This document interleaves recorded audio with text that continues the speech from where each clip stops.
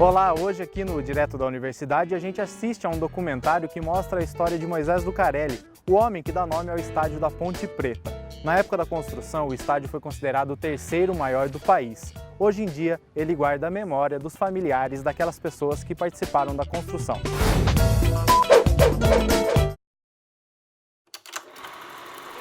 Dá um toque no balão, movimentou agora de pé esquerdo para valer, pela esquerda para Luizinho. Luizinho para, olha, examina a situação, movimentou de pé canhoto para a área, muito fechado, falhou o goleiro. Olha, sem dúvida nenhuma, um dos fatos mais importantes na vida da Associação Atlética Ponte Preta foi a construção do Majestoso. Vai se perder pela linha de fundo, não chega. Luizinho alcançou, levantou para a área, subiu na Léo, tocou de cabeça de qualquer maneira, o rebote apanhado pelo Jurandira. O Jurandira levantou, bateu no costado de Budão, espirrou, sobrou para a Jair.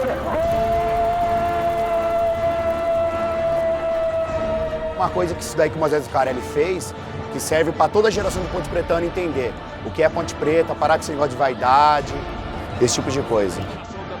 Para Elias, tocou para Luiz Ricardo e bateu na cara do gol, bateu para trás para Elias, entrou, tocou, é gol!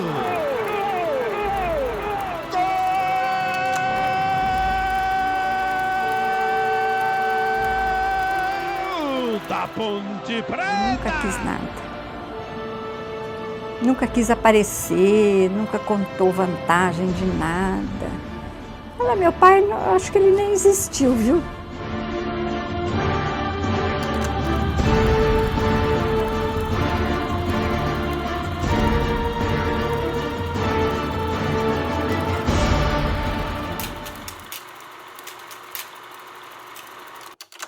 Vou te contar a história todinha.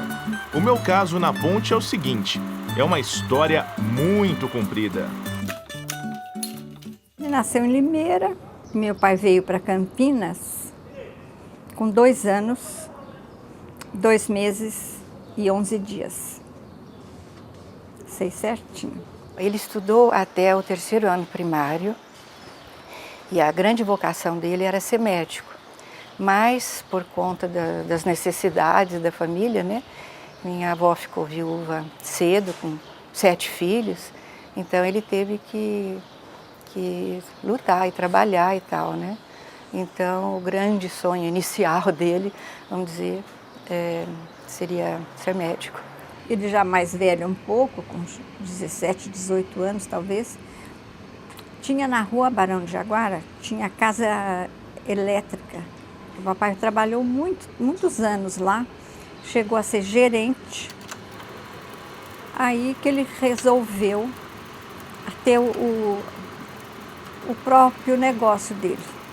Para vocês terem uma ideia, ele tinha o ombro torto, porque ele trazia vidros que vinham da estação que chegavam os trens lá em cima. Ele descia toda a Rua 13 carregando vidros aqui no ombro, e isso deformou o ombro dele. Imaginem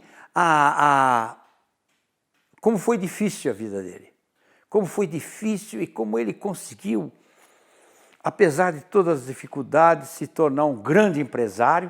Então ele se fez sozinho. Trabalhou bastante, honesto, ajudou todo mundo. Então a infância dele foi péssima. A gente não tinha nada.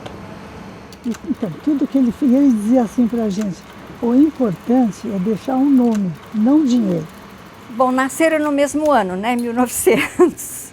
Aliás, meu pai já tinha 2 anos, mas ele sempre falava que tinha nascido em 1900. Eu já fiquei sabendo disso, eu já era moça, porque a ponte foi fundada em 1900, eu acho que para ele já sempre teve coisa com a ponte. A Ponte Preta, ela nasceu num bairro operário, num bairro popular, diferente do Guarani, que foi muito mais homogêneo, né, a classe social da sua fundação, de italianos, pequenos burgueses, marceneiros, etc. No caso da ponte, você tem uma comunidade ligada à ferrovia, pessoas ligadas à Companhia Paulista de Estrada de Ferro, que moravam no bairro da Ponte Preta. Naquela época, o bairro era conhecido como Bairro do Fundão, e havia uma ponte de madeira enegrecida com alcatrão para que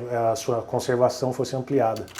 Ela passou a ser conhecida como a Ponte Preta, e as pessoas que se referiam ao bairro passaram a se referir ao bairro da Ponte Preta. Os moradores do bairro da Ponte Preta, chacareiros, né, do início do bairro, e pessoas de fora do bairro, né, que viam no futebol uma maneira de se agregar, porque não era ainda um jogo como a gente entende hoje. A gente não pode olhar com os olhos de hoje, né? Era ainda uma brincadeira, né, uma coisa gostosa, uma coisa muito lúdica, etc., mas não tinha nada a ver com o futebol profissional, nem com o futebol competitivo de hoje. Não era natural nem para Ponte Preta, nem para qualquer outro clube ter um estádio de futebol na época. Então ela jogou em vários cantos da cidade. Inicialmente em chácaras aqui mesmo no bairro da Ponte Preta. Depois tinha o campo do Cruzeiro, o famoso campo do Cruzeiro, outro campo tradicional, o campo do Hipódromo, na região do Bonfim. A Ponte Preta jogava muito em Sousas também. Muitas vezes chegou a mandar partidas no Pastinho, o campo do estádio do Guarani, no próprio estádio do Mogiana. E a Ponte Preta também chegou a ter, na década de 20, final da década de 20 e início dos anos 30, o estádio, esse próprio, o estádio da Júlio de Mesquita, localizado na tradicional avenida, entre as tradicionais avenidas Anchieta e Júlio de Mesquita. E certa vez, lá em Limeira, a ponte teve várias sedes, a ponte perambulou por essa Campinas, lá e aqui, e aí falaram para ele assim: olha, Moisés, você está reclamando do quê do estádio aqui, do gramado aqui de Limeira, se a ponte nem estádio tem? Isso mexeu com ele. A ponte não tinha estádio. Tinha sempre que treinar em estádio emprestado, que o Guarani tinha, que nós chamávamos o Guarani de Pastinho, que era uma coisinha, né? E papai sempre dizia, a ponte, não é eu preciso, a ponte precisa ter um campo. Que aquilo pegava no meu pai. Meu pai tinha assim um brio fora de série. E o Caruso um dia falou para ele: você está falando aí que a ponte precisa ter um campo. O dia que a ponte conseguir um campo, vai nascer pelo na palma da minha mão.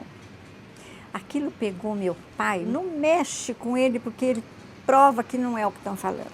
Moisés Lucarelli, apesar de um empresário renomado na cidade, com boa condição financeira, ele sozinho provavelmente não teria condição de adquirir uma propriedade para a construção do estádio. Então ele se uniu a dois outros importantes dirigentes pontepretanos, o médico Olímpio Dias Porto e o empresário José Cantúzio, da tradicional família Cantúzio, do Curtume, ali na região da Vila Industrial. E os três uniram esforços para a aquisição do terreno aqui na própria região do bairro da Ponte Preta. Os três compraram o terreno onde hoje é o Majestoso e construiu o estádio através da aclamação popular, chamando a torcida para a construção. Então, além dessa obra maravilhosa, a ponte teria a sua casa, ele conseguiu fazer essa relação de paixão ainda maior entre torcida e o clube. Essa que foi a grande química. Claro que a obra é importantíssima, mas a ponte ela triplicou a sua torcida graças a essa relação de amor na construção do estádio. Levaram anos, não foi feito de um dia para o outro. O dia que ficou pronto, ele foi lá na nossa casa, chamou Caruso, ele fazia assim: Caruso, vem cá, dia tal, o campo da ponte está lá, vai ser inaugurado. Eu quero ver você fazer nascer pelo na palma da sua mão. Olha, eu acho que foi uma das maiores felicidades dele, foi poder dizer isso. Você veja onde está minha vaidade. Eu tive audácia, muita audácia para construir o estádio. E veja quem eu sou. Então, vamos comprar um terreno, eu disse para ele.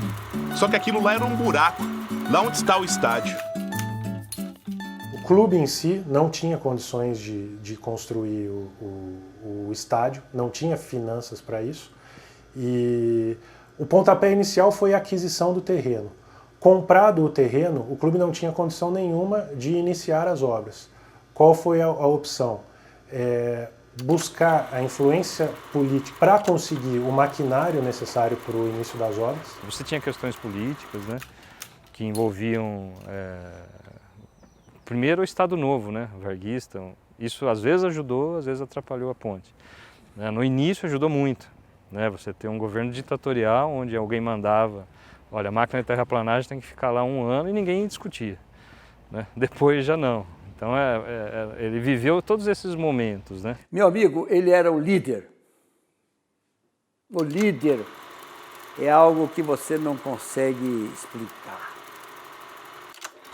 É aquele que funciona como um imã, que todos vão à procura dele, ele dá resposta a todos, porque ele sabe mais que todos. Esse é o líder, é aquele que sabe. Aí ele começou a construir, mas assim, não era engenheiro, era um amigo dele também, pontepretano, que fez o desenho, meu pai também, sabe, foi feito assim mais com camaradagem um do outro, não se pagou nada para engenheiro, porque era todo mundo pontepretano e queriam o estádio, né? Olha, ele era uma pessoa que ele gostava de fazer, mas não gostava assim de aparecer, de ficar em evidência. Ele ajudava os outros todos, mas ele mesmo não, para ele não queria isso. Nunca ele foi presidente da ponte, embora tivesse sido convidado, né? Mas ele jamais quis ser presidente. Ele indicava, sempre indicava, né? E ajudava em tudo, mas presidente mesmo não. Eu me lembro que tinha várias campanha do tijolo, das cadeiras, enfim, de tudo que ele pudesse criar, tinha essas campanhas, né? E isso era uma coisa a mais de tudo que eles conseguiam arrecadar. Ele era tudo, assim, porque tudo estava em nome dele, ele era responsável por todos os pagamentos, tudo, absolutamente ele era o responsável. Ele fez campanha aos domingos, era uma maravilha. Quem dava os tijolos para construir a ponte também era um pontepretano. Enchia assim 3, 4 caminhões de tijolos e descia a Rua Barão, mas era uma festa. Ia todo mundo ver, era uma delícia. Não tinha banco assim logo no começo. Ele fazia uns recibos e ele pedia para os pontepretanos que tinham comércio, aliás, todos ajudaram, não só pontepretano, para dar X. E ele punha, eu me lembro também, chegava o dia de receber, ele punha os recibos na minha bolsa e falava assim, agora, e punha aqui em mim e falava, agora você vai lá receber. Então eu ia, passava o recibo, eles me davam o dinheiro, me levava para casa assim, quer dizer, foi uma época muito gostosa. Possivelmente a Ponte Preta até hoje estaria rodando de campo em campo, sempre à procura de um estádio, ou à espera de uma parceria com a prefeitura, com o estado, que construísse um estádio e o cedesse para sua exploração, como acontece hoje no Rio de Janeiro, ou, na melhor das hipóteses, sem essa participação decisiva da torcida, talvez o clube, em vez de ter um estádio já em 1948, levasse 30, 40 anos para concretizar esse sonho. Mas o que é importante, durante todo o tempo que construímos o estádio, tivemos um time bom de bola. Em São Paulo diziam que os irmãos Lucarelli, um arranjava o palhaço, o outro fazia o circo, eu fazia o circo, o estádio, e o irmão arranjava o espetáculo, os jogadores. Ele tinha grandes amigos que tinham começado juntos a vida dele, a vida de comerciante que ele foi e tal. Ele tinha o Alfredo Trindade, que era do Corinthians, que era um grande amigo dele. Paulo Machado de Carvalho, que era um grande amigo dele. Tinha no Palmeiras, os mais velhos vão lembrar disso, Mário Frugiueli, que era um capitão da indústria. Então, Ele telefonava para esses grandes homens do futebol brasileiro e pedia, olha, eu estou precisando, então eles mandavam. Ah, fulano, eu estou precisando... O primeiro jogo oficial do Majestoso foi em 12 de setembro de 1948, contra o 15 de Piracicaba, em um jogo pela divisão de acesso do Campeonato Paulista. O 15 tinha um time muito bom, mas a Ponte não teve uma jornada feliz, talvez pressionada pelo estádio cheio, pelo marco histórico que representava aquela partida de inauguração do estádio, e foi derrotada, foi goleada por 3-0, numa partida em que ficou marcada pelo fato da Ponte Preta ter perdido duas cobranças de pênalti. Olha, o Majestoso não tinha ainda 3 anos quando aqui realizou uma partida entre Ponte e Palmeiras. O Palmeiras das 5 coroas. O Palmeiras vem de 5 grandes conquistas, inclusive do Campeonato Mundial da época. O Palmeiras ganhou o título no Maracanã contra a Juventus da Itália. E quando o Palmeiras pisou aqui naquele 5 de agosto de 51, o Majestoso estava repleto. Aquele jogo era a coisa mais importante que existia para a Ponte. De repente, um Ponte e Palmeiras. E a Ponte ganhou de 3-1, 3 gols do Isaldo, uma vitória que se falou anos e anos e anos. Então, eles elaboraram um documento em que a Ponte Preta mereceria entrar na divisão especial por merecimento. Todos os participantes das divisões que tinham alguma influência nessa decisão, teriam que assinar, que estariam de acordo com que a Ponte Preta entrasse na primeira divisão sem se classificar, né? Então, o Mário Trindade elaborou a seguinte estratégia. Ele pediu assinar, foi pedindo e deixou por último para o Guarani assinar. Está lá, Guarani. Último lugar. Então, o Romeu Tortman, que também era um cidadão inteligentíssimo, ele percebeu aquela situação que iam colocar o Guarani e não assinou no lugar onde estava reservado o Guarani, assinou em cima de todo mundo, mesmo fora do que não estava, assinou em cima, como se fosse o primeiro. Assinou. E aí a Ponte Preta entrou na divisão especial. É claro que não fui eu quem deu o nome ao estádio, e digo mais, só puseram o meu nome porque eu não estava aqui. Assim que o estádio foi entregue, no primeiro momento ele passou a ser chamado de Majestoso pela imprensa, devido ao porte do estádio, a grandeza do estádio, que à época era o 3º maior do futebol brasileiro. Passado algum tempo, por iniciativa de outros dirigentes do clube, decidiram homenagear Moisés Lucarelli, pelo fato dele ter sido o grande líder da construção do estádio. 1949, nós fomos para Buenos Aires, porque ele queria ver os campos de lá, os estádios que tinham lá, porque já tinham 2 ou 3, se não me engano. Então, quando a gente voltou, já estava o nome dele aí na frente do estádio. Papai era muito simples, ele não queria ostentação, porque ele fez tudo de coração, né? Não para se mostrar. Aí ele ficou muito sem jeito de recusar, né? Seria assim uma ofensa, né? Então foi aí que ele acabou aceitando. Então ele não era uma pessoa que tivesse a vaidade de eu construir o estádio, então o estádio tem que ter o meu nome, como até hoje é relativamente comum. A gente vê presidentes que muitas vezes se julgam acima da história do próprio clube. Ele não tinha esse perfil e fez aquilo simplesmente porque era um ponte-pretano fanático e julgava que aquilo seria importante para o crescimento, para o engrandecimento do clube.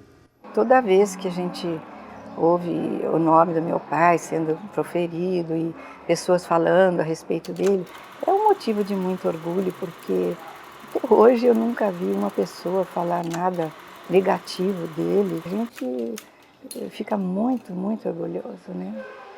Muito orgulhoso e felizes, né, de termos tido um pai como ele foi. Arrumei um grupo dentro da Ponte que ficou meu inimigo. mas limpei tudo e fiz o estádio. Lá no Guarani não tenho nenhum inimigo, só na Ponte. Recebi em 58 um ofício.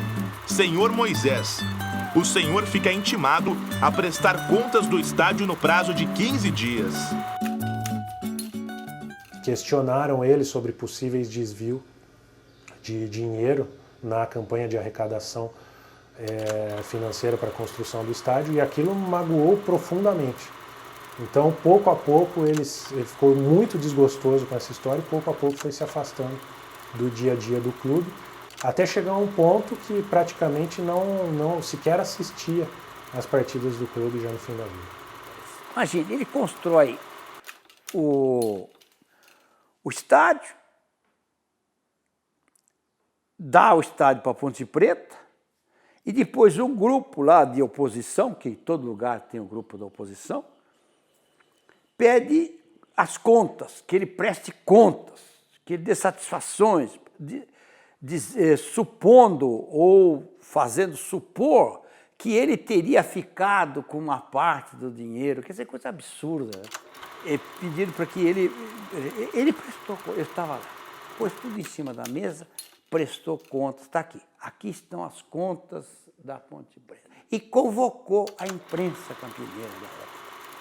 E convocou os tais que também lhe falou, literalmente, querem fechar esse meu depoimento dizendo o seguinte, que se alguém em Campinas for credor da Ponte Preta em qualquer coisa, vem aqui que eu pago. Ah, você não conhecia meu pai. Ele reuniu a imprensa toda, inclusive Sérgio Salvucci, na época era um dos mais... Reuniu lá na casa dele, na cobertura, expôs tudo que ele tinha, e ele falou, nunca mais vou pisar na Ponte. E ele nunca mais veio aqui. Hoje não vou mais ver jogos, estou cansado. Quando eu ia, era sempre a mesma coisa. Logo vinham falar comigo, seu Moisés, e eu, já falei antes, não sou disso. Eu tenho certeza que os mais velhos, sim, valorizam Moisés Lucarelli, sabem quem ele foi e reconhecem a sua importância. Agora, até certo ponto natural que, com o passar do tempo, essa história vá se perdendo. E é um dever do clube cuidar para que essa história seja preservada. Eu acho que vocês, os jovens pontepretanos, deviam, toda vez que passar em frente ao busto que está lá, olharem para ele com outros olhos. Não é um busto a mais. É um busto de um homem extraordinário.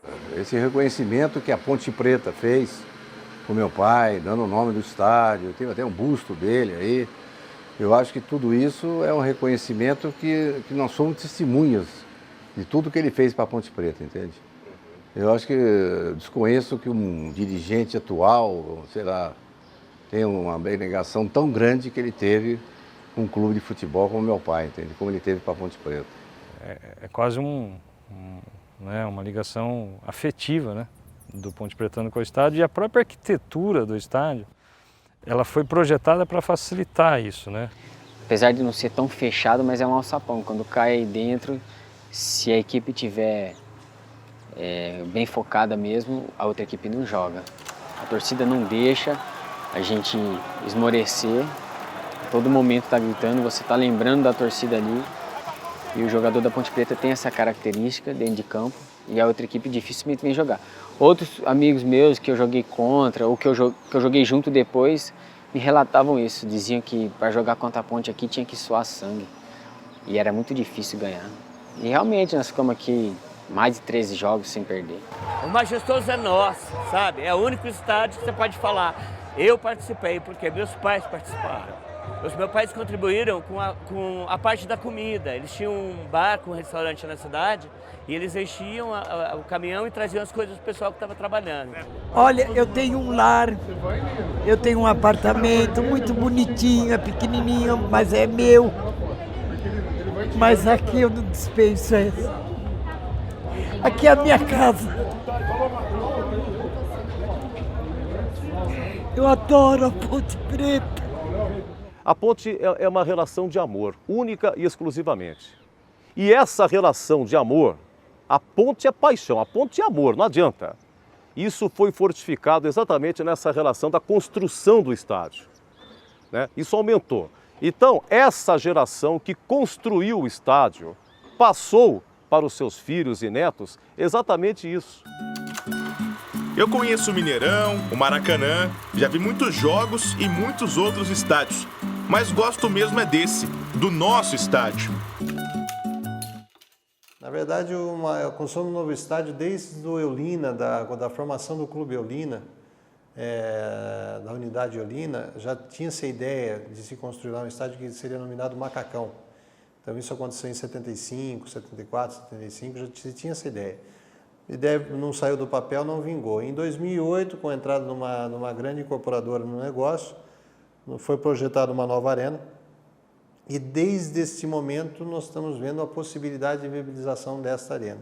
Eu sou completamente contra. Eu acho que o majestoso é o majestoso, isso não vai acabar nunca. Não pode ser mexido, não pode ser mudado. O tombamento, eu sou arquiteto e entendo um pouco dessa história de tombamento. O tombamento era de todo o majestoso, não só da fachada. O majestoso não é feito só de fachada, ele é feito como um todo. Eu acho o majestoso único, eu acho único no mundo inteiro. Eu falo isso inclusive pro pessoal de fora que eu conheço, que é o único estádio que eu conheço, eu pesquisei bastante, que foi a torcida que construiu.